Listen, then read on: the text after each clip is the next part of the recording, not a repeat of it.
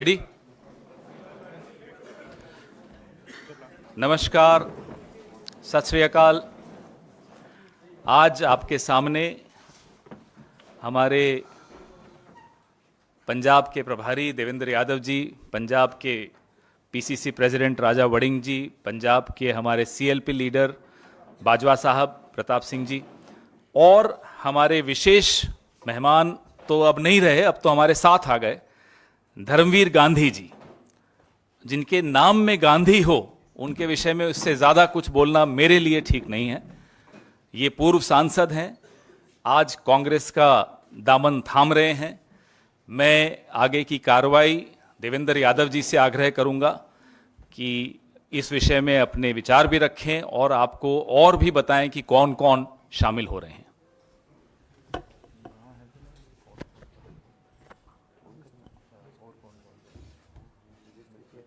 नहीं, वो धर्मवीर जी बता देंगे। आप थोड़ा सा नाम फिर। नमस्कार साथियों,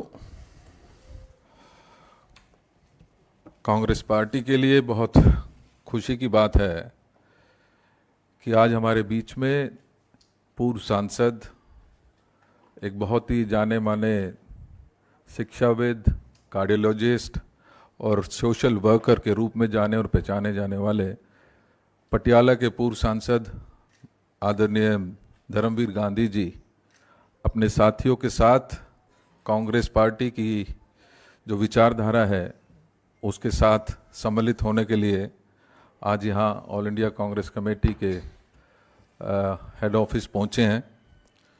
मैं भाई राजा वड़िंग जी, आदरणीय सीएलपी लीडर बाजवा जी, भाई पवन जी की तरफ से कांग्रेस पार्टी में विधिवत रूप से आदरणीय धर्मवीर गांधी जी का स्वागत करता हूं।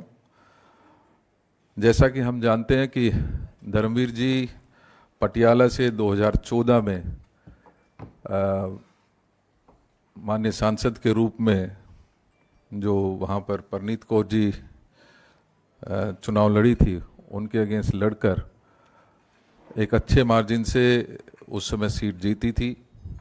2016 में आम आदमी पार्टी से इन्होंने इस्तीफा दिया और अपनी पार्टी बनाकर 2017 में कुछ लाइक माइंडेड लोगों के साथ मिलकर एक पार्टी का गठन किया। लेकिन क्योंकि कांग्रेस पार्टी हमेशा से एक सोच के साथ, जो सभी को साथ लेकर चलने की, एक सुचिता की राजनीति करने की हमेशा जो पक्षधर रही है, आज धर्मवीर गांधी जी उसी सुचिता के रास्ते पर अपने विचारों को साथ रखकर वो आज हमारी पार्टी में शामिल हुए हैं। मैं विधिवत रूप से आदरणीय धर्मवीर गांधी जी का स्वागत करता हूँ। Thank you.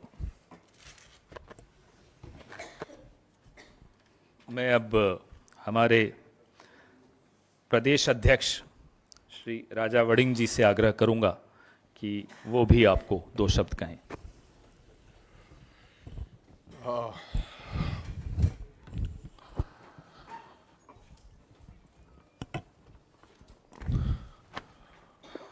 सबसे पहले तो मैं बहुत बहुत आभारी हूं कि गांधी जी ने आज फैसला किया है कि पार्टी से जुड़ने का, बल्कि पूरी पार्टी को कांग्रेस पार्टी में मर्ज करने का। मैं इस बात के लिए उनको बधाई देता हूं और धन्यवाद देना चाहता हूं। और ये एक बहुत बड़ा फैसला है। जिस प्रकार की देश के अंदर राजनीति चल रही है, रोजाना जिस प्रकार का लालच और जिस प्रकार के तौर तरीके अपनाए जा रहे हैं देश के अंदर, तमाम लोगों, कोई एक्स एमपी है, चाहे कोई एक्स एमएलए है, चाहे कोई चेयरमैन है, और जिस प्रकार की राजनीति का दबाव है आज देश में कि ताकतवर लोग और सरकारें जिस प्रकार से लोगों को डरा धमका कर और किस किस तरीके, नए नए तरीके अपनाकर अपनी तरफ लेके जा रही है, आपने देखा ही है। रोजाना कभी ईडी, कभी सीबीआई, कभी लोकल एजेंसीज लेकिन उस दौर के अंदर, ठीक कहा पवन जी ने, जिनका नाम गांधी हो, मैं उनके बारे में ज्यादा कुछ नहीं कहना चाहता, उस दौर में किसी ऐसे व्यक्ति ने जो एक्स एमपी हैं और जो जिनका डॉक्टरी पेशा है, उन्होंने ये फैसला लिया है कि मैं कांग्रेस पार्टी का झंडा उठाकर लोगों के बीच कांग्रेस पार्टी का प्रचार करेंगे, तो मैं समझता हूं इससे खुशी की बात हमें हो नहीं सकती। मैं दिल की गहराइयों से पूरी प्रदेश कांग्रेस कमेटी की तरफ से मैं उनको बधाई देता हूं और धन्यवाद देना चाहता हूं। Thank you. मैं हमारे सीएलपी लीडर प्रताप सिंह बाजवा जी से भी आग्रह करूंगा कि वो आपको और भी बताएंगे कि और कौन कौन इनके साथ आ रहे हैं। माइक वो वाला नहीं है क्या आपके पास? लाइए वो दीजिए, ये छोड़िए, मैं आपको दूसरा माइक। बार बार माइकों को मत करवाया करो। बहुत ही सत्कार योग खेड़ा जी, हमारे पार्टी के स्टेट इंचार्ज देवेंद्र यादव जी, प्रदेश कांग्रेस प्रधान छोटे भाई राजा वड़िंग जी, विशेष तौर पर इधर जैसे पुरानी एक बात कही जाती है कि आप घर आए हमारे खुदा की रहमत, कभी हम आपको कभी घर को देखते हैं। सो गांधी साहब का आना बहुत बड़ा वेलकम है। और सबसे बड़ी बात है कि पंजाब में ही नहीं, सारे हिंदुस्तान में बहुत सारी ऐसी फोर्सेस जो कांग्रेस से दूर हो चुकी थी, कॉन्स्टिट्यूशन बचाने के लिए, डेमोक्रेसी को बचाने के लिए इकट्ठी हो रही। गांधी जी का आना बहुत शुभ संकेत है हमारी जमात के लिए और सारे देश की डेमोक्रेटिक फोर्सेस के लिए। इधर अकेले गांधी साहब ही नहीं, इनके साथ मेरे छोटे भाई सर यशपाल सिंह जौड़ा माजरा जी राइट पर बैठे हुए हैं। ये बहुत अहम किसान लीडर हैं पंजाब के। किसान मोर्चे में एक अहम भूमिका निभाई इन्होंने। इनके साथ एडवोकेट हरमीत कौर बराड़ जी हैं, नरेंद्र संधू साहब हैं, प्रोफेसर साहब, सुमित पुल्लर साहब हैं, अमर टोलेवाल साहब हैं, और भी बहुत सारे साथी आज आए हैं। और आते दिनों में पंजाब के बहुत बेहतरीन इंटेलेक्चुअल्स जो हैं, सोशल रिफॉर्मर्स जो हैं, जिनकी बहुत एक अपनी छवि है पंजाब में, वो आहिस्ता आहिस्ता सीरीज में, क्योंकि ये जो एक भारत जोड़ो का, मैं ये थोड़ी सी बैकग्राउंड बताना चाहता हूँ, अचानक ये नहीं आए। ये तो ऐसे आइडियोलॉग हैं जिनको राजी करना ओवरनाइट नहीं होने वाले जी। बहुत देर से हमारे से इनकी राय अलग हो चुकी थी, मगर जब राहुल गांधी जी ने भारत जोड़ो का कन्याकुमारी से कश्मीर की शुरुआत की है, बहुत सारे वो लोग जो समझते थे कि डेमोक्रेसी को बचाने की जरूरत है, तब 2 दिन लगातार कन्याकुमारी से जब उनकी यात्रा शुरू हुई बाय फुट, 2 दिन गांधी साहब उस यात्रा में रहे। बहुत लंबा अरसा इनकी चर्चा हमारे बहुत सारे साथियों से हो रही थी। सारे पंजाब में ये बात थी कि अगर अच्छे लोग, सोसाइटी के पढ़े लिखे लोग, और ये पेशे से निरे डॉक्टरी नहीं है, एक दफ़ा मैं इनके वहाँ खुद घर गया हूँ, 350 से 400 मरीज का इलाज फ्री, दवाइयाँ फ्री, हर चीज़ फ्री करने वाले ऐसे जो लोग हैं, जिनके मन में ये बात है कि ईमानदारी से इस देश को मजबूत रखना है, तो हमारे साथ आए, इनके साथी आए हैं। मैं इनको वेलकम करता हूँ। बहुत बड़ी ताकत हमारी सारी इस मूवमेंट को मिलेगी। कल भी आपने देखा जैसे सारा इंडिया ब्लॉक इकट्ठा हुआ है, तो इनके आने से एक बहुत बड़ी ताकत हमें मिल रही है। हम इनको वेलकम करते हैं। अब मैं ये माइक आप खैर साहब, गांधी साहब स्पीक, तो पहले हम गांधी साहब का थैंक यू फॉर्मली वेलकम करेंगे और बाकी जो उनके साथ आ रहे हैं उनका।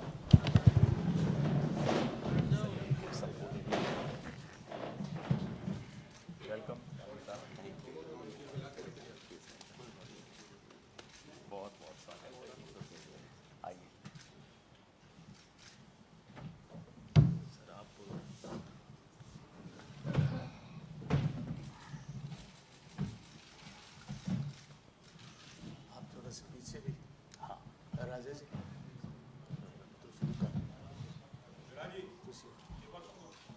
खड़े हो जाएं सब, चलिए सब खड़े हो जाते हैं। पूरा सब अब इन्हों एक दो कर पोज कर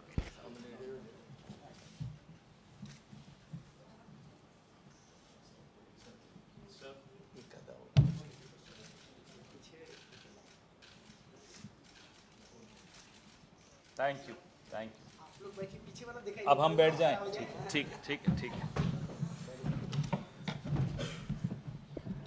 अब मैं धर्मवीर गांधी साहब से आग्रह करूंगा कि वो अपने विचार आपके सामने रखें, वो अपने कारण बताएं और जो उनके ख्याल हैं आज के दौर को लेकर उनसे आपको अवगत कराएं।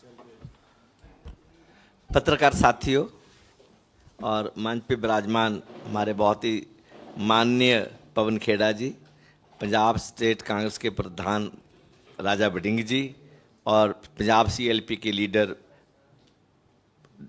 प्रताप सिंह बाजवा साहब और बहुत से और महानुभाव जो मेरे साथ पंजाब से आए हैं, जिनमें एडवोकेट्स हैं, प्रोफेसर्स हैं, रिटायर्ड प्रोफेसर्स हैं, इंटेलेक्चुअल्स हैं और सच में और मैं सबसे पहले बाजवा साहब और पंजाब के प्रभारी श्री देवेंद्र यादव जी, उन सब का धन्यवाद करता हूं कि उन्होंने आज हमें इस परिसर में आकर एक महान पार्टी को, एक ऐसी पार्टी जिसने देश के स्वतंत्रता संग्राम में बहुत भारी योगदान दिया और बाद में नए भारत के निर्माण में पंडित नेहरू जी की जो एक वैज्ञानिक विचारधारा थी, साइंटिफिक टेम्पर था, जो उन्होंने जो हर क्षेत्र में जो हिंदुस्तान को अपने पांव पे खड़ा किया, डेमोक्रेटिक इंस्टीट्यूशंस को बनाया, उनको मजबूत किया, आर्थिक प्रगति की और देश में एक नई ऊर्जा आज़ादी के बाद पैदा की। तो इस परिसर में आकर हम लोग बहुत संतुष्ट हैं, बहुत खुश हैं। जहाँ तक मेरा ताल्लुक है, मेरा नाम डॉक्टर धर्मवीर गांधी है। गांव से आए थे, जो गांव की संवेदनाएं थी वो साथ लेके आए थे, मेडिकल कॉलेज में आए, डॉक्टर बने। विद्यार्थी जीवन से मैं सक्रिय राजनीति में चला गया। मैं वामपंथी विचारधारा से प्रभावित हुआ और यहाँ तक कि एमरजेंसी जब मेरा फाइनल ईयर था तो उस वक्त मुझे जेल भी जाना पड़ा। तो जेल से छूटकर एमबीबीएस किया, फिर एमडी किया, फिर कार्डियोलॉजी में मैं असिस्टेंट प्रोफेसर के बतौर रिटायर हुआ गवर्नमेंट मेडिकल पटियाला से। जब कुछ अंदर आग होती है ना, तो जब भी समाज में हिलजुल होती है तो आपका जो दिल है, जो जिसके दिल में आग है, वो आग बाहर निकलती है, वो धधकती है वो। और जब 2011, 12, 13 में जो अन्ना आंदोलन चला तो मेरे को ऐसे लगा कि जब सारी दुनिया सड़कों पे है, हवा का एक नया ठंडा झोंका आया है, देश बदल रहा है, समाज बदलेंगे, देश बदलेंगे, नई राजनीति करेंगे, एक लोगों की बात करेंगे, इंट्रा पार्टी डेमोक्रेसी होगी, स्वराज होगा और एक नई राजनीति शुरू होगी, पारदर्शी राजनीति का युग आया है। तो मैं अपना क्लिनिक बंद करके I just joined the party, आम आदमी पार्टी। पर मैंने बहुत जल्दी देख लिया कि आम आदमी party is not the party of my ideals. ये मेरे आदर्श की पार्टी नहीं है। जो जहाँ चला है, जैसे चल रहा है, जिस तरह पार्टी चल रही है, कांग्रेस में तो किसी बाकी पार्टी में तो जो हाई कमांड कल्चर या वीआईपी कल्चर आने में दशकों लगे हैं, डिकेड्स लगे हैं, और यहाँ तो 2-3 साल में वो जलवा देख गया, 2 साल में जलवा देख गया। तो मैं आई सेड गुड भाई, मैं 14 में इलेक्ट हुआ और 15 फरवरी में मैंने इसको छोड़ दिया। उसके बाद मैं अलग अलग प्लेटफॉर्म में एक्टिव रहा, अपना डॉक्टर के तौर पर भी और सामाजिक कार्यकर्ता के तौर पर भी। आज जब राहुल जी ने ये भारत जोड़ो यात्रा शुरू की तो क्योंकि मैं खुद राजनीतिक तौर पर मेरे में भी हलचल चल रही थी, उथल पुथल चल रही थी, तो मैंने देखा कि आज ये साधारण समय नहीं है, ये असाधारण समय है। They are not ordinary times, they are extraordinary times. और इस समय जिस आदमी के दिल में जमहूरियत धधकती है, सेकुलरिज्म है, संविधान के प्रति आदर है, इंडियन कॉन्स्टिट्यूशन की इथोस हैं, उसके लिए उसके मन में एक उसको वो उसके साथ रहना चाहता है। और जो संस्थाएं हैं, लोकतांत्रिक संस्थाएं हैं, उनकी जो आज़ादी है उसको बरकरार रख देखना चाहता है, और देश में सामाजिक न्याय की बात वो देखना चाहता है। तो ऐसे समय में जब ये सब कुछ खतरे में हो, और जब 2024 ना तो ये ऑर्डिनरी टाइम्स हैं और ना 2024 का इलेक्शन ऑर्डिनरी इलेक्शन है, देश का इतिहास लिखे जाने वाला है।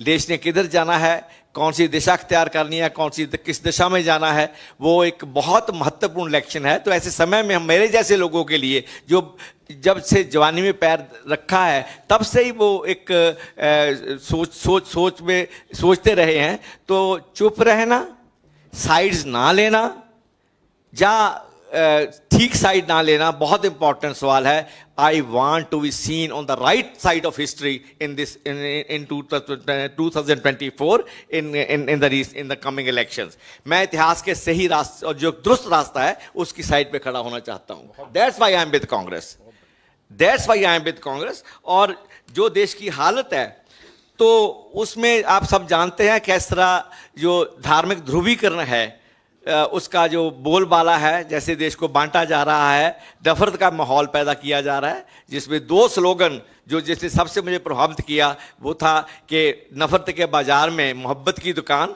और दूसरा था डरो मत, जो देश में दहशत का डर का एक वातावरण पैदा किया था इस पर मौजूदा पॉलिटिकल डिस्पेंसेशन ने, मौजूदा निजाम ने। जो देश सहमा हुआ देश था, सहमा हुआ विपक्ष था, आम लोग सहमे हुए थे, उसको जो नारा दिया डरो मत, इट अफेक्टेड मी रियली। और सच में लोगों ने डरना बंद कर दिया मौजूदा सत्ता से। तो ये दो तीन बातें थी। तो जब राहुल जी ने जब कॉल दिया, I reach Kanyakumari, stayed there for 2 days, फिर मैंने पंजाब में ज्वाइन किया, देन मैं जम्मू कश्मीर में, वहाँ 3 दिन रहा मैं कश्मीर में। I from start to end I was emotionally physically associated with Bharat Jodo Yatra and then Bharat Jodo Nyay Yatra again in different forms. So ये सारा कुछ एक थोड़ा प्रसंग है। तो देखो, एक तो मैंने पहले बोला है कि जो रिलीजियस पोलराइजेशन है, जो समाज को बांटने वाली है, देश को तोड़ने वाली है, that has to be fought. और मैं कहता हूं कि this is a war which has to be fought and I am going to fight this war. Election no election, MP no MP, ticket no ticket, that's not the question at all. It was never from my childhood till date. ना ये आम आदमी party join करने के समय था और ना ये आज है। I want to make it clear to media people and to the Congress party also. Congress does not need me. I need Congress because I have something inside me which is burning every time कि देश किधर जा रहा है। मैं जब पैदा हुआ था, मैं किस हवा में पैदा हुआ था, और आज जो हवा है वो कैसी हवा देश में चल रही है।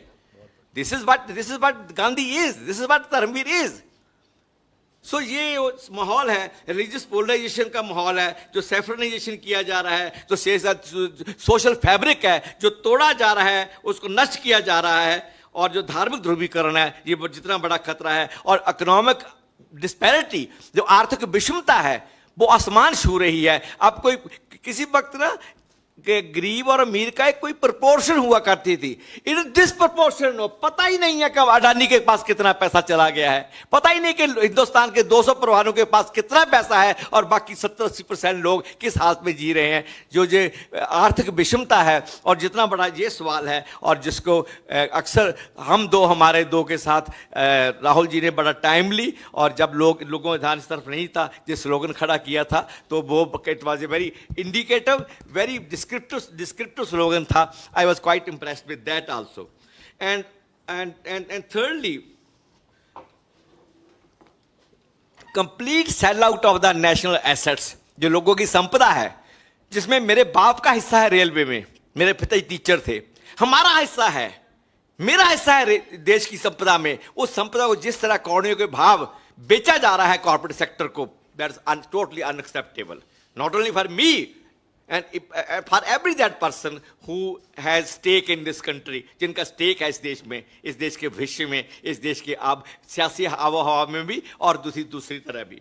तो और ये पॉलिटिकल जो सेल आउट है, और वो एक मेरे लिए बड़ा मुद्दा है। और राजनीतिक तानाशाही, जो एक तानाशाही की जो देश में पैदा कर दिया है, जिसको राहुल जी ने डरो मत से जो उसको चैलेंज किया है, उसको डायरेक्शन दिया है, और जो देश का जो नैरेटिव है, पॉलिटिकल नैरेटिव है भारत जोड़ो यात्रा के दौरान जो बदला है, और भारत जोड़ो न्याय यात्रा से उसको और एक पहले वो एक नैरेटिव बना, फिर उसको उसकी इकोनॉमिक जो एजेंडा है, जो इंसाफ की बात आई उसमें, तो ये सभी दोनों मिलकर भारत जोड़ो यात्रा पार्ट 1 एंड पार्ट 2 दोनों का एक ऐतिहासिक एक योगदान है देश के जो आज की मौजूदा हालत है उसके बदलने में। और इंडिया अलायंस को जो आवाज़ मिली है, जो आवाज़ दी गई है, और जो साहस किया है विपक्ष ने, अलग अलग विपक्ष ने अनेकों बातों के बावजूद, उसमें बहुत बड़ा योगदान जो राहुल गांधी जी ने खड़े होकर चट्टान की तरह खड़े होकर जो मुकाबला किया है, जो पॉलिटिकल जो मौजूदा सत्ता थी, उसका बहुत बड़ा योगदान है। तो मैं उससे भी प्रभावित रहा। तो अगेन मैं एक बात कहना चाहता हूं कि these are not ordinary times and 24 is not the ordinary election, and ये जंग है जो हम लड़ेंगे और हर हालत में लड़ेंगे, पूरे जोर से लड़ेंगे। और उसके बाद जो अंत में जो मैं आपसे कहना चाहता हूं कि जो संस्थाएं हैं जिनके ऊपर जो आधार है हमारी डेमोक्रेसी का, चाहे वो ईडी हो, चाहे वो सीबीआई हो, चाहे वो कैग हो, चाहे वो जुडिशरी हो, चाहे वो मीडिया हो, जिस तरह उनका हनन हुआ है, उनकी जो प्रभुसत्ता है उस पर हमला हुआ है, उनको पॉकेट ऑर्गेनाइजेशन बना के भारतीय जनता पार्टी चल रही है, this is not again acceptable in any democracy, not at all. हम लोगों ने अब खुली हवा में सांस पैदा हुआ मैं 1951 में, और मैं खुली हवा में मरना चाहूंगा। That's why I am here with Congress.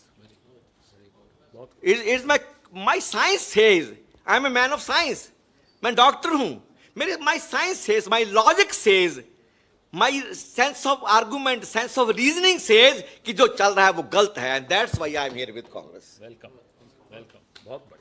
So I hope you understand my spirit.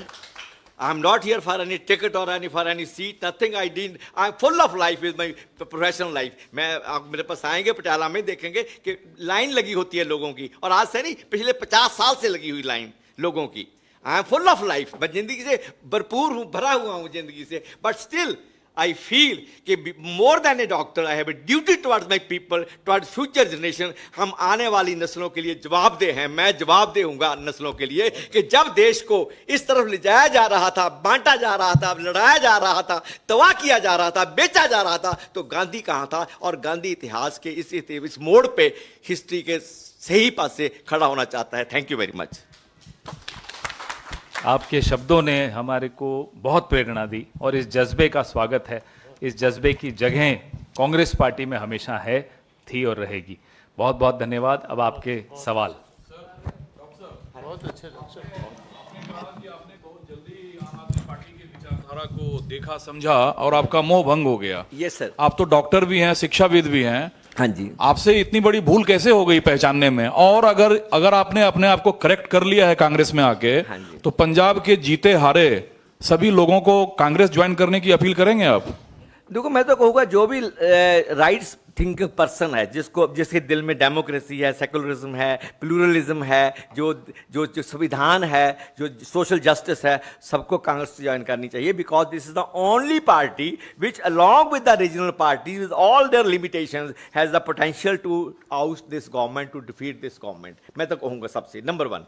Number 2, मैं कैसे मार कैसे खा गया? कल मैंने मार नहीं खाई, इतने घाघ लोगों ने मार खाई, और देश में हजारों लाखों लोगों को लगा कि ये तो नई हवा का झोंका है, ठंडा झोंका आया है, और जो हम वेट कर रहे थे, इनकलाब आ गया कि नई राजनीति की शुरुआत होने वाली है, एक स्वच्छ राजनीति की, पारदर्शी राजनीति की, जवाबदेह राजनीति की। वो लोगों ने धोखा खाया, तो मैंने भी खाया, पर मैंने वो सबसे पहले पंजाब में मैंने करेक्ट किया। मैं फरवरी जो पहली एनसी की मीटिंग हुई, जहाँ प्रशांत जी और जोगिंदर जी को इन्होंने बड़ा ही मतलब उनको जलील करके बाहर निकाला। मेरे को कुछ नहीं बोला था। आई वॉज CLP, मैं कांग्रेस का लीडर था, मैं आम आदमी पार्टी का लोकसभा में कांग्रेस में I was leader of the party इन लोकसभा। मेरे से अरविंद जी कोई लड़ाई नहीं हुई।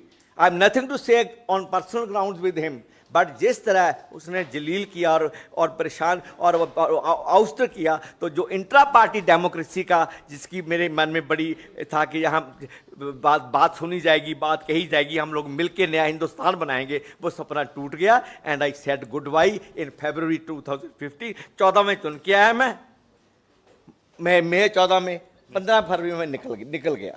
बाकी लोगों को निकाला गया है पंजाब में। डॉक्टर साहब हेलो, हाँ जी, हाँ जी, हेलो।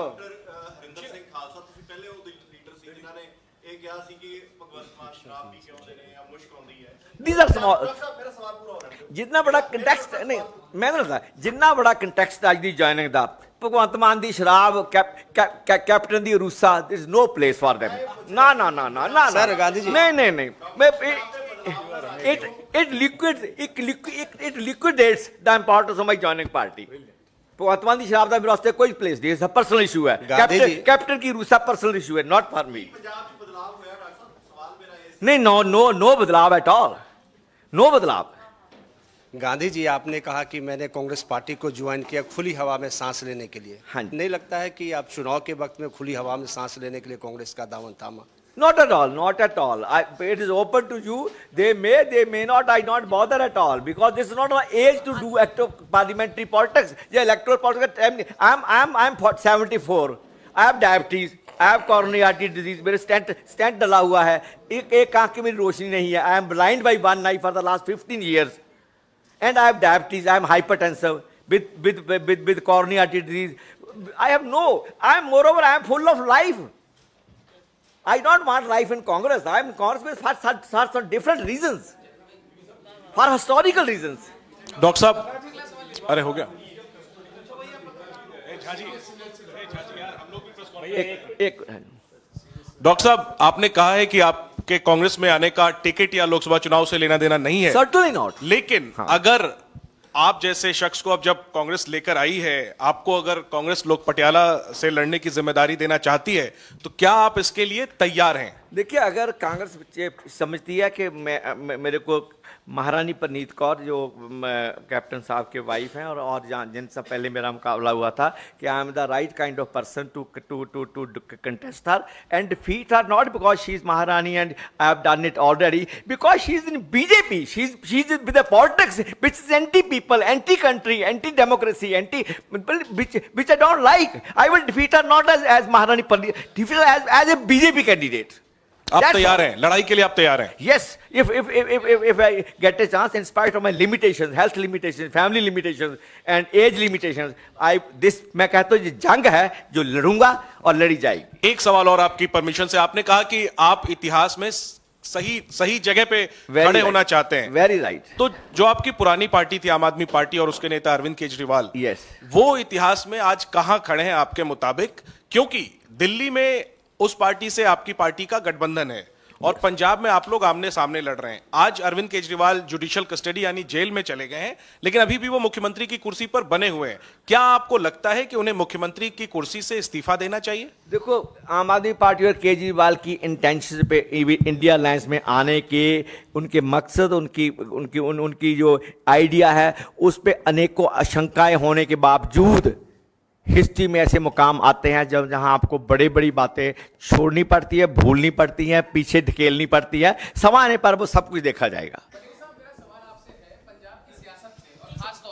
हाँ जी, यस,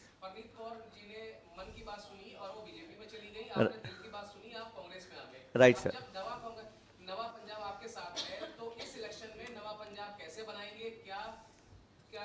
देखो, वो वंस आई एम वडिंग साहब, हाँ जी, क्या बोला है? नवा पंजाब आपके साथ है? What do you mean by Nava Punjab? अच्छा, you are talking about the party. देखो, बात ये है, मैंने पहले भी कहा है कि इस दौर में आपके सामने है गांधी साहब, उन्होंने अपनी भावनाएं ये भी कहा कि मैं जरूरी नहीं है कि यहाँ चुनाव लड़ने के लिए आया हूं।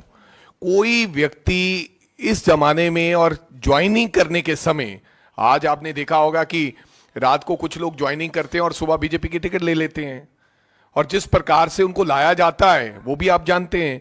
और जिन भावनाओं के साथ गांधी जी ने कहा है, मेरे को लगता है कि हमें ऐसे लोगों की जरूरत थी। ऐसे नए पंजाब की और ऐसे मेरे को गांधी साहब से हम लोग पंजाब, मैं नहीं हूं, बहुत सारे ऐसे लोग हैं जो प्रेरित थे, क्योंकि उनका व्यक्तिगत जो काम करने का तरीका, लोगों से आने जाने का तरीका, जिस तरीके से वो सोशल वर्क करते हैं और ना कुछ चाहते हुए, that's a very I think अच्छी बात। और मेरे को लगता है कि इनके आने से पार्टी में बहुत और मजबूती आएगी। लोग ये समझेंगे, क्योंकि पता क्या है, आज जो ज्वाइन करके चले गए बहुत ट्रोल कर रहे हैं। कुछ तो ऐसे थे जो आम आदमी पार्टी में चले गए 6 महीने पहले, उन्होंने आम आदमी पार्टी ने टिकट देके एमपी बना दिया, फिर बीजेपी ने अभी टिकट दे दिया, वो 6 महीने बाद बीजेपी में आ गए। आज पंजाब के अंदर लोग अच्छे लोगों को ढूंढ रहे हैं। लोगों का ये मानना है कि ये बहुत जो गंदी राजनीति हो गई है, जिस प्रकार से बीजेपी और ये लोग कर रहे हैं कि इधर आए 3 बार पार्टियां लोग बदल गए, लेकिन लोग ऐसे चेहरे चाहते हैं। लोग गांधी साहब जैसे लोगों को पसंद करते हैं। और बहुत अच्छी बात उन्होंने कही कि I am not here for the ticket, मैं सेवा करने के लिए आया हूं, मैं भावना से आया हूं, डरो मत का नारा सुन के आया हूं, मोहब्बत की वो नफरत की दुकान में मोहब्बत की दुकान खोलने का नारा के वो आया हूं। So thank you. Pawan sir, सवाल मेरा आपसे है। लगातार इलेक्टोरल बॉन्ड को लेकर आप लोग बोलते आए हैं कि इलेक्टोरल बॉन्ड जो है वो बीजेपी की लाई हुई एक स्कीम है। तमिलनाडु के एक चैनल में प्रधानमंत्री ने इंटरव्यू दिया, उन्होंने उसमें कहा कि इलेक्टोरल बॉन्ड के जरिए ही ये चल पाया है पता कि इनकम ऑफ सोर्स यानी कि किसको कितना पैसा मिल रहा है और कहाँ कहाँ पैसा जा रहा है। और उन्होंने इस बात का भी जिक्र किया कि जो लोग इलेक्टोरल बॉन्ड पे सवाल खड़े कर रहे हैं, आने वाले दिनों में उनको पछताना पड़ेगा। आज बोल रहे हैं, अदालत में इनके अधिकारी खड़े होकर कितनी कोशिश की कि ये सूचना बाहर नहीं आए। अगर इतना ही पारदर्शिता के हिमायती हैं, इतनी बड़ी वकालत कर रहे हैं आज पारदर्शिता की, तो क्यों सुप्रीम कोर्ट की वजह से इसको बाहर आना पड़ा? खुद ही बाहर कर देते। इलेक्टोरल बॉन्ड्स गैर पारदर्शी हों, यह किसने निर्णय लिया था? इन्हीं की सरकार ने लिया था। अब जब पोल खुल रही है, शेल कंपनीज की पोल खुल रही है, किस कंपनी के यहां ईडी भेजी और फिर हफ्ता वसूली की, यह लिस्ट सामने आ रही है। अब चले हैं सफाइयां देने। प्रधानमंत्री की किसी भी बात पर अब देश का एक भी बच्चा भी अब यकीन नहीं करता। यह अफसोस की बात है। उन्हें खुद इस बात पे अफसोस होना चाहिए कि 10 साल में उन्होंने अपनी छवि के साथ क्या कर दिया कि आज देश का बच्चा बच्चा बोलता है कि प्रधानमंत्री जो बोल रहे हैं वो झूठ है। इससे क्लियर कट ये दिख रहा है कि इस पे कोई ना कोई गंभीर धारा का केस बनता है। तो कोई केस क्यों नहीं पार्टी कर रही है, या सुप्रीम कोर्ट का आप लोग सजेस्ट क्यों नहीं कर रहे हैं? आपको पता चलेगा कि पार्टी क्या क्या कर रही है। वक्त आने दीजिए। There is a right time for everything, wait for the right time. Pawan sir, मैं आकाश श्रीवास्तव। मेरा सर दो छोटा सा सवाल है। एक तो प्रधानमंत्री ने कल मेरठ की रैली में कहा कि कांग्रेस ने श्रीलंका को एक टापू दे दिया। वो 10 साल शासन में रहे हैं प्रधानमंत्री, तो आज इस मुद्दे को क्यों उठाया है, इस पर आपका जवाब सर। और सर एक और छोटा सवाल गांधी सर से। गांधी सर, आज जब आप कांग्रेस ज्वाइन कर रहे थे तो आपके दिमाग में ईडी, सीबीआई और इनकम टैक्स का ध्यान नहीं आया?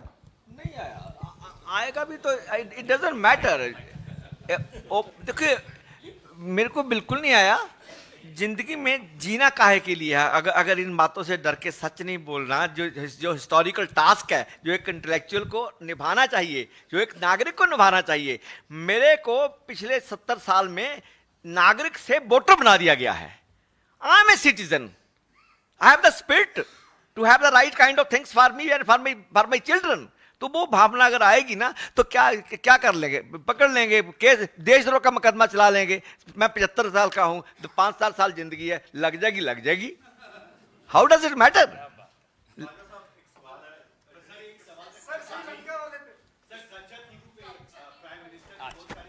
प्रधानमंत्री होमवर्क करके आते नहीं है।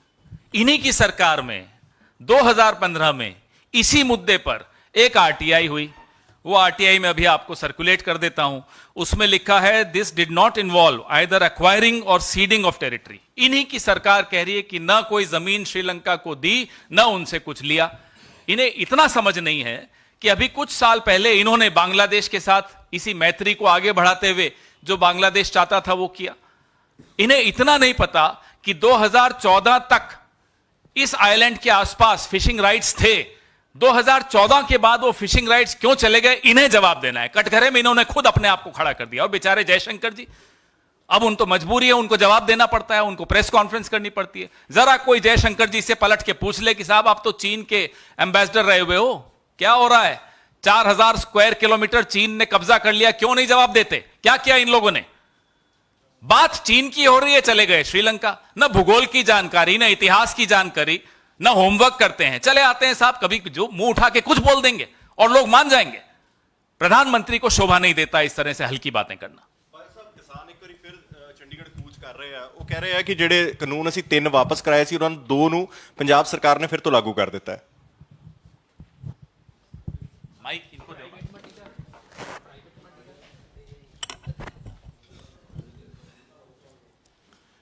देखो ਤੁਹਾਨੂੰ पता है पंजाबी की हिंदी?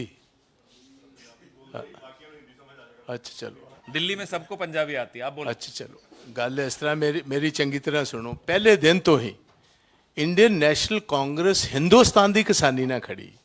कोई कम ਜਿਹੜਾ ਮੋਦੀ ਸਾਹਿਬ ਨੇ ਨਜਾਇਜ਼ ਕੀਤਾ ਤੇ ਭਗਵੰਤ ਮਾਨ ਉਹਦੇ ਤੇ ਮੋਹਰ ਲਾ ਰਿਹਾ, ਅਸੀਂ ਉਹਨਾਂ ਨੂੰ ਇਸੇ ਗੱਲ ਕਾਰਨ ਹੀ ਤੇ ਅਸੀਂ ਇਹ ਗੱਲ ਕਹੀ ਹੈ ਕਿ we will have nothing to do with the AAP in Punjab. That's primarily that reason.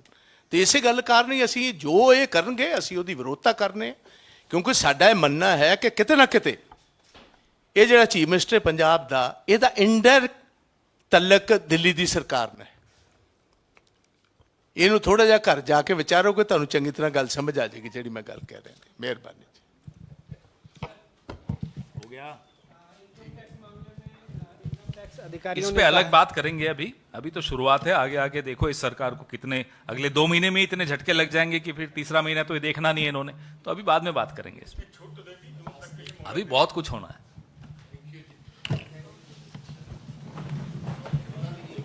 एक बार खड़े होकर पोज कर लें साहब, भाई साहब उनको भी रोक दो, पोज करना है।